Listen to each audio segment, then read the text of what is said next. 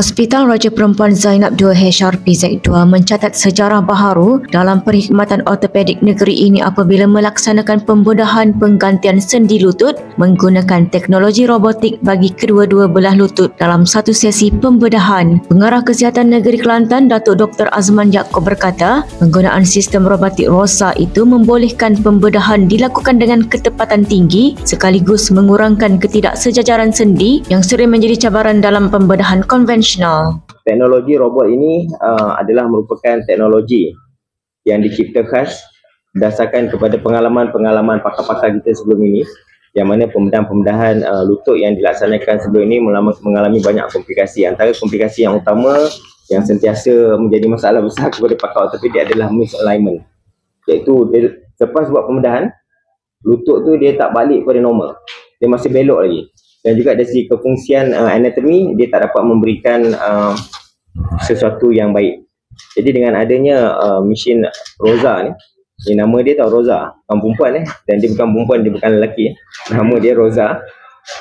Dan dia dapat memberikan macam mana yang saya maklum tadi, kejituan yang tinggi dan dapat mengelakkan misalignment di dalam pembedahan tukar sendi lutut ni. Dan di Kelantan ini adalah merupakan center yang pertama melaksanakan bilateral total knee replacement. Pembedahan yang dilakukan ini mempunyai risiko-risiko yang sangat rendah untuk pendarahan-pendarahan yang besar. Jadi mana ianya boleh dilakukan dengan kejituan yang tinggi tanpa ada komplikasi-komplikasi yang serius.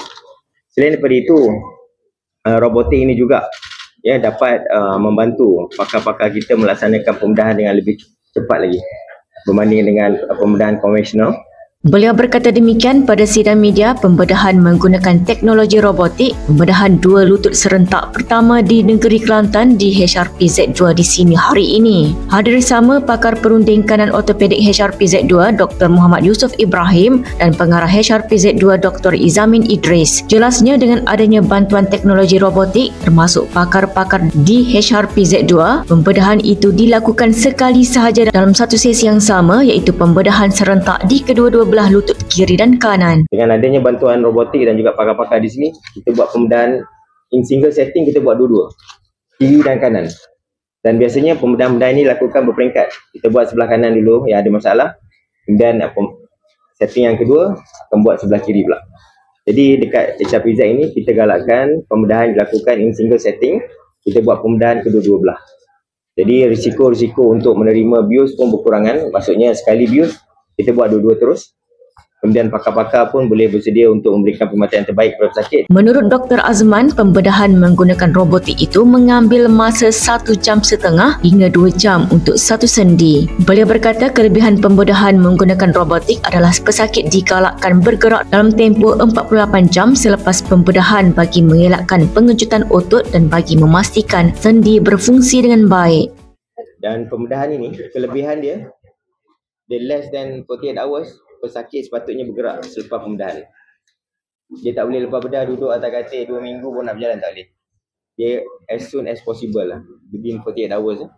48 hours dia kena bergerak untuk memastikan sendi itu berfungsi dan otot-otot ni tidak mengalami kecutan.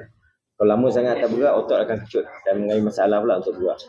Sistem yang dalam robot ni, dia ada sistem ni akan create the possible outcome, angulation berapa dan sebagainya, untuk memastikan bahawa pesakit yang penting selepas daripada pembedahan dia boleh bergerak seperti mana sebelumnya. Jadi kalau lepas pembedahan tak boleh bergerak, tak gunalah buat pembedahan tu. Jadi pembedahan tu adalah memastikan bahawa pesakit boleh bergerak sepenuhnya dan boleh full mobilization. Tapi walaupun bagaimanapun, bila kita tukar lutut ni, dia tak sama dengan lutut original yang Allah bagi ni. Dia ada had-had lipatan dan sebagainya lah. Dia ada had dia. Beliau berkata dengan adanya bantuan teknologi robotik ROSA, keluaran Amerika Syarikat yang bernilai 3.5 juta ringgit itu membolehkan pihak hospital melaksanakan lebih banyak pembedahan pada masa akan datang. Katanya setakat ini HRPZ2 berjaya melaksanakan sekitar 150 pembedahan penggantian sendi setiap tahun.